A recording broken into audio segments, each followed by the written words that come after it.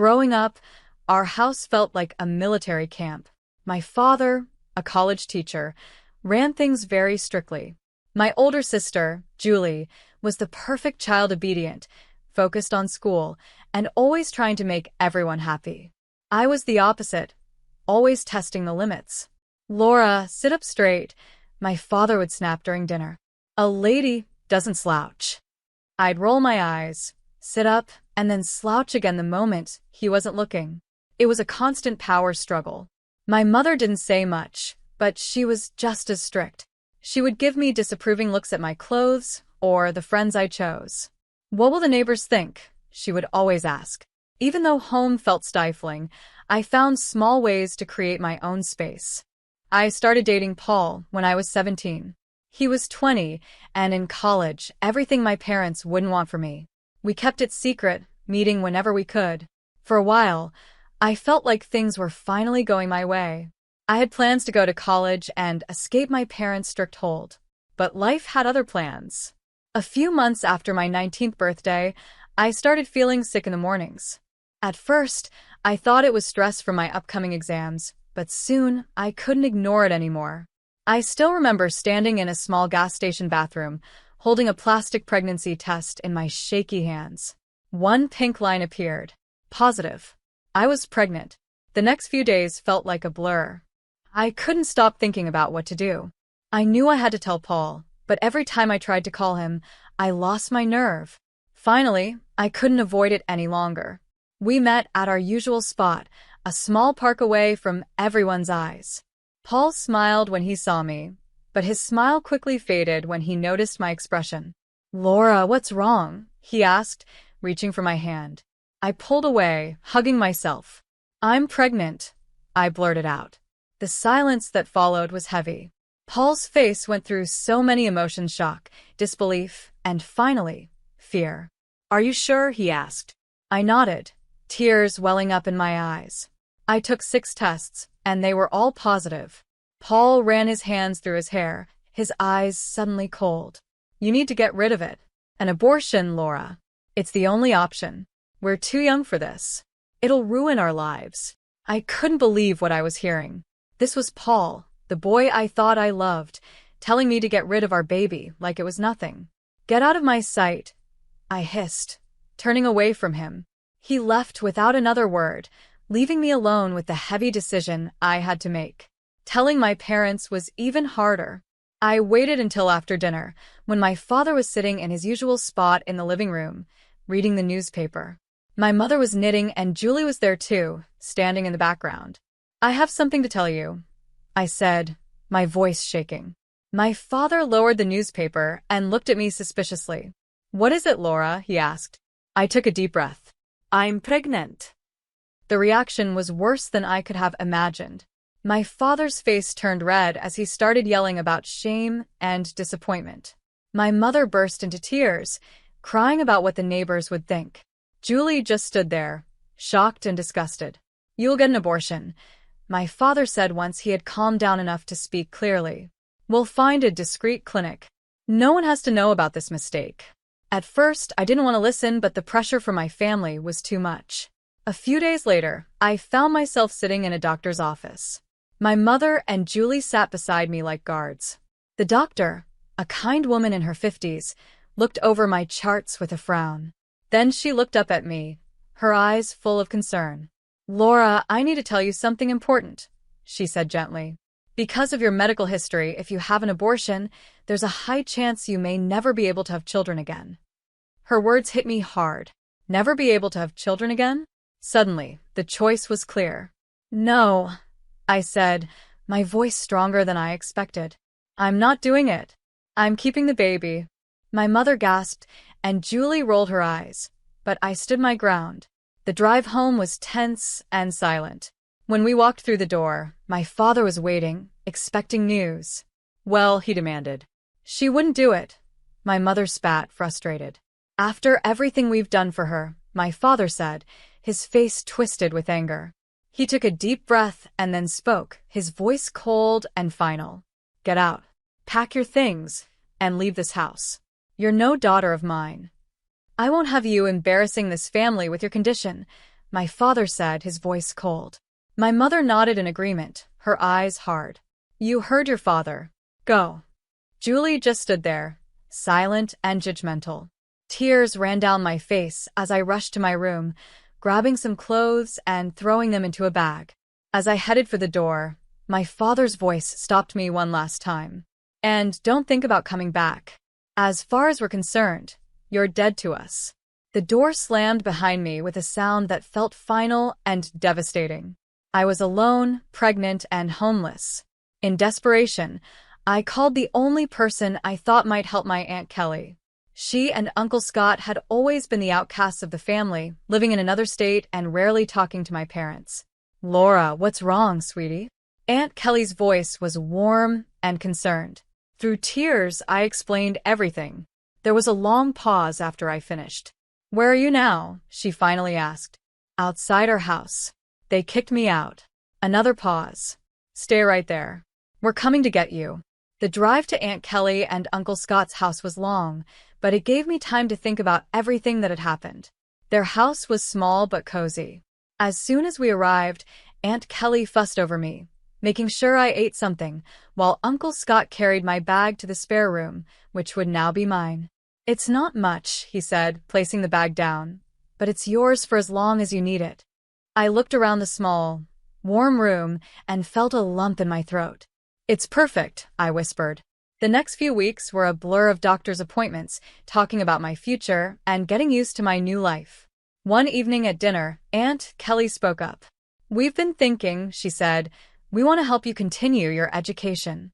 I looked up from my plate, surprised. What do you mean? Uncle Scott leaned forward. We've saved some money over the years. We never had kids of our own, so we want to use it to help you go to college. I was speechless. After everything that had happened, the idea of going to college felt impossible. I don't know what to say. Say yes, Aunt Kelly smiled. We believe in you, Laura. This baby doesn't mean the end of your dreams. With their support, I enrolled in a local community college, majoring in business management. It wasn't easy, juggling classes, doctor's appointments, and the challenges of pregnancy, but I was determined to make it work. I also found a job as a waitress at a local restaurant.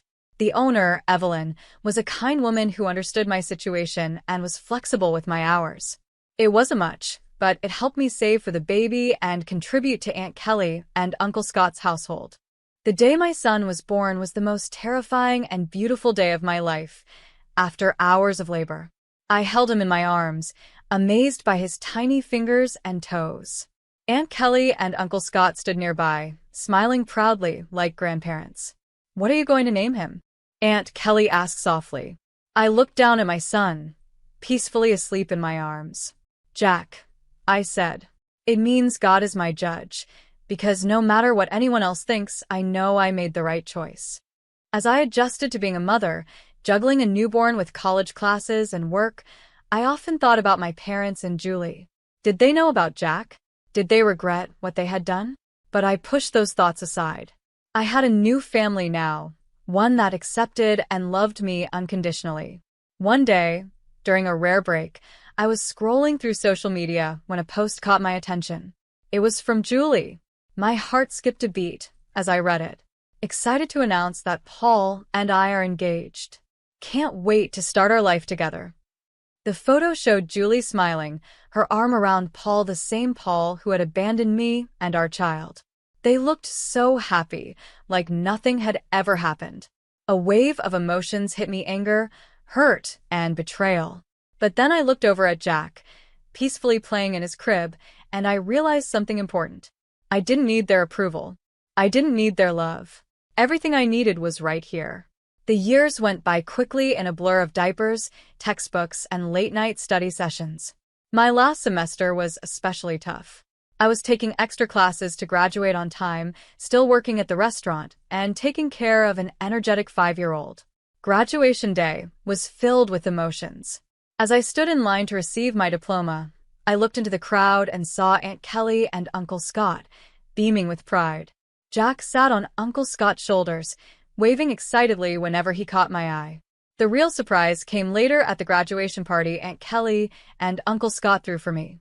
While we were celebrating, Evelyn, my boss from the restaurant, pulled me aside. "Laura, I have an offer for you," she said with a smile. "I'm looking for a new restaurant manager, and I think you'd be perfect for the job." I was shocked. "Me? But I've only been a waitress."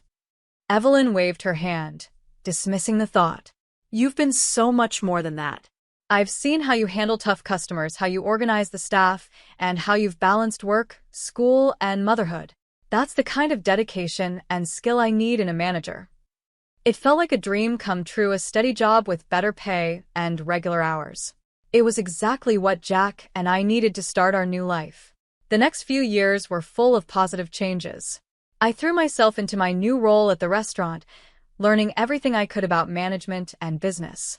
Jack started school and grew into a smart, curious boy who loved to read and play baseball. It was at one of Jack's Little League games that I met Frank. He was there with his son, Tyler, who was playing on the other team. We started talking, and I was instantly drawn to his kind eyes and easy laugh. "Single dad?" I asked, noticing he was alone. He nodded, a sad smile crossing his face. "Widower, actually. Tyler's mom passed away when he was a baby." My heart ached for him. "I'm so sorry. That must be hard." "It is," he admitted, "but we manage." "How about you?" "Single mom." I laughed. "Is it that obvious?" Our relationship developed slowly. We were both careful, having been hurt before, and with our children in the picture, we didn't rush things. But as months passed, I found myself falling for Frank. He was kind and patient, and Jack adored him. A year after we met, Frank proposed. It wasn't anything dramatic, just a quiet moment in his backyard with our boys playing nearby. Our wedding was small and intimate, with only close friends and family. As I walked down the aisle with Jack proudly by my side as the ring bearer, I caught Aunt Kelly's eye. She was crying, but her smile was radiant. Life with Frank, Jack, and Tyler soon settled into a comfortable rhythm.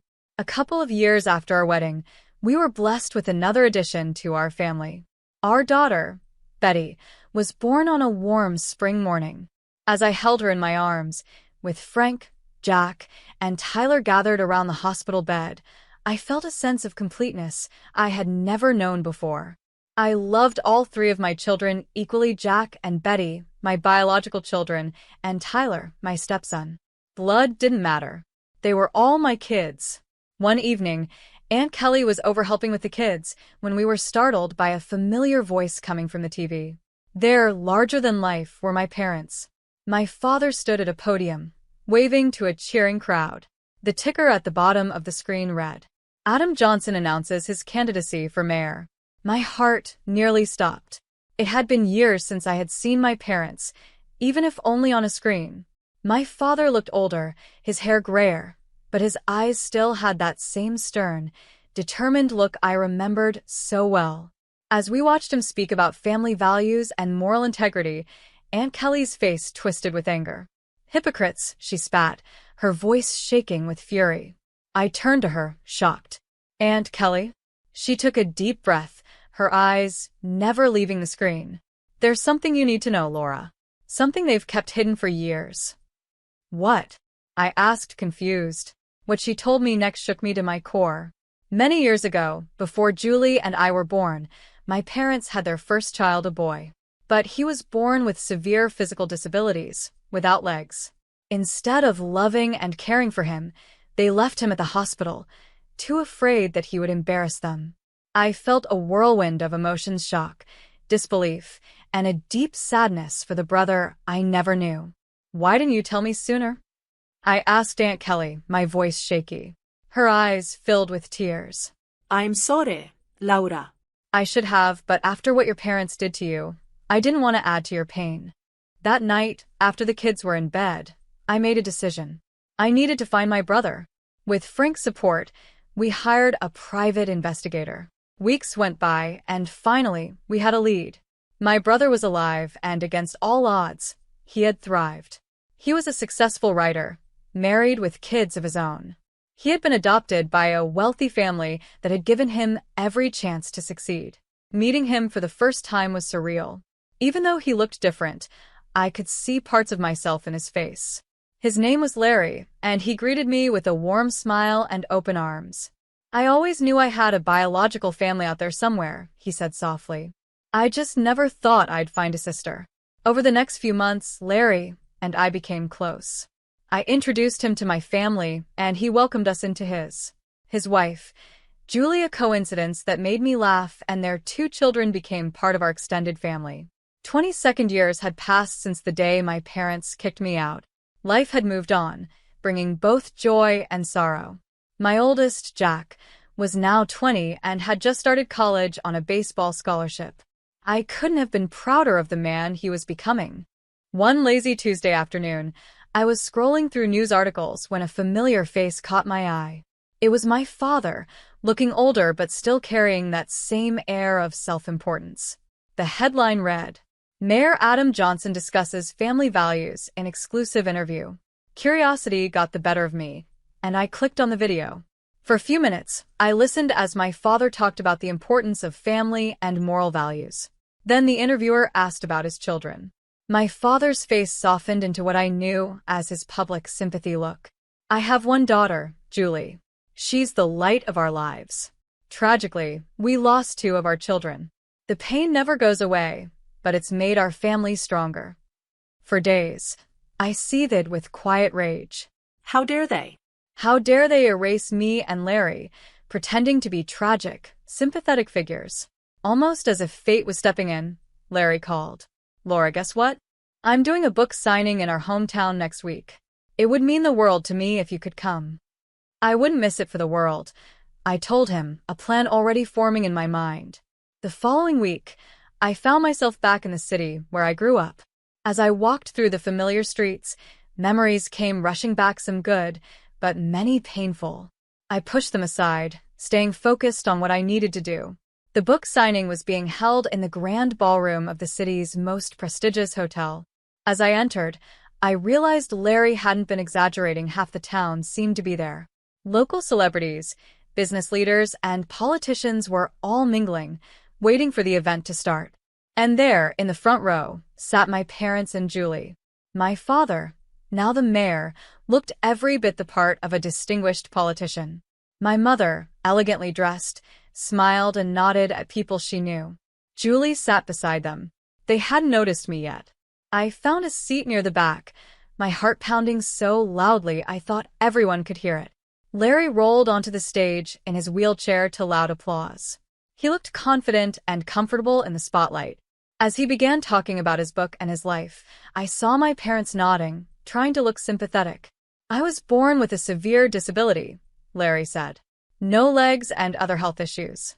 My biological parents abandoned me at the hospital, unable or unwilling to care for me." I watched my father closely, but his expression didn't change. No recognition, no shame, just the practiced look of a politician showing concern for someone else's story. "It's a sad story," Larry continued, "but I was lucky. I was adopted by a wonderful family who gave me every opportunity to succeed. Still, I always wondered about my birth family, who they were, and why they gave me up." The room was completely silent, everyone focused on Larry as he spoke. My heart raced, knowing the moment that would change everything was coming. Then Larry smiled, his eyes sparkling with a mix of humor and determination. "But that's not the end of my story," he said. "You see, I found my family. My sister Laura is here today." He turned toward me, extending his hand. "Laura, would you join me on stage?" A gasp spread through the audience as I stepped into the spotlight. Many faces showed recognition. After all, I had grown up in this town. But the most dramatic reactions were in the front row. My parents' faces went pale, their expressions shifting between shock, fear, and realization. Julie looked like she had seen a ghost. They knew their carefully built image was about to fall apart. My parents stood quickly, clearly planning to make a fast exit, but I wasn't about to let them escape the truth again. "Mom, Dad, please stay," I called out. My voice echoing through the now silent room. "I think it's time we had an honest conversation, don't you?" My parents froze, trapped by the eyes of the entire audience. Slowly, reluctantly, they sat back down. I took a deep breath. Many of you knew me growing up. You knew my family. But there's a lot you didn't know, a lot that's been hidden for far too long. And then I told them everything. How my parents had abandoned Larry at the hospital because they were ashamed of his physical differences. How they had hidden his existence, building their reputation on lies. And then, history repeated itself. I continued, my voice growing stronger.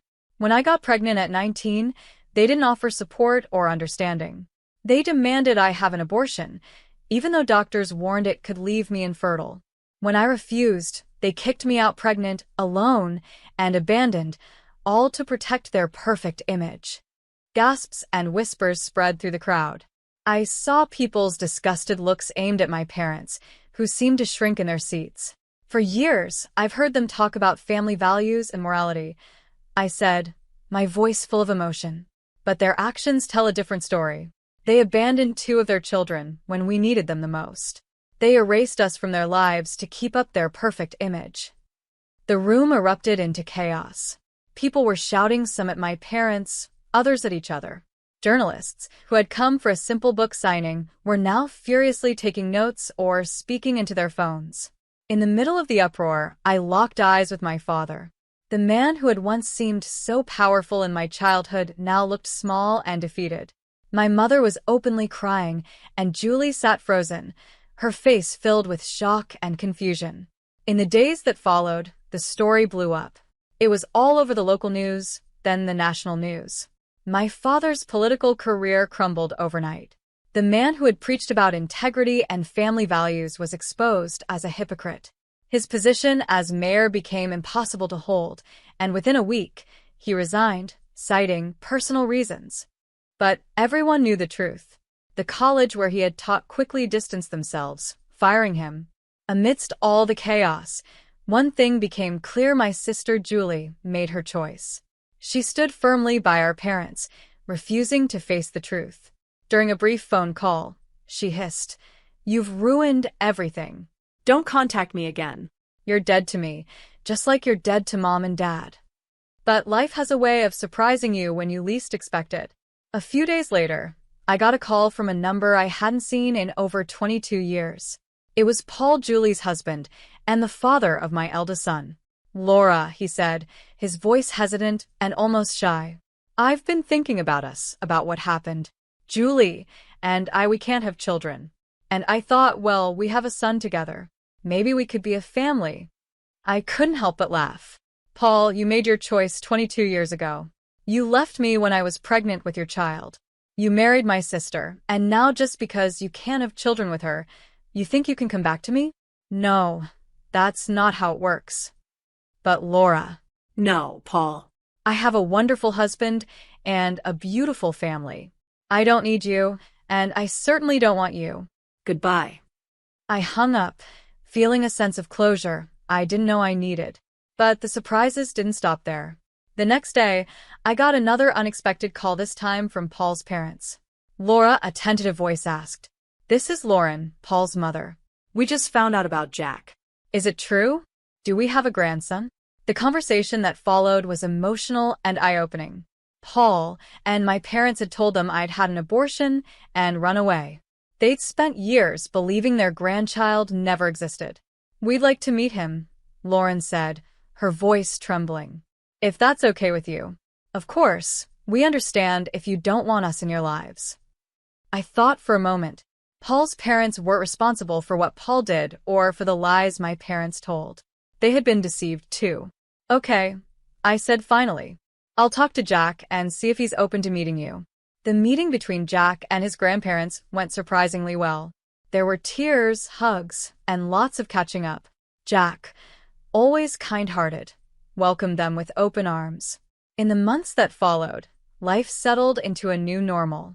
Larry and his family became a regular part of our lives, filling our home with laughter and love. Aunt Kelly and Uncle Scott doted on all the grandchildren, biological or not. As for my parents and Julie, I only heard bits and pieces about them. They had moved away, trying to escape the scandal. Part of me felt sorry for them, but I knew I had done the right thing by telling the truth.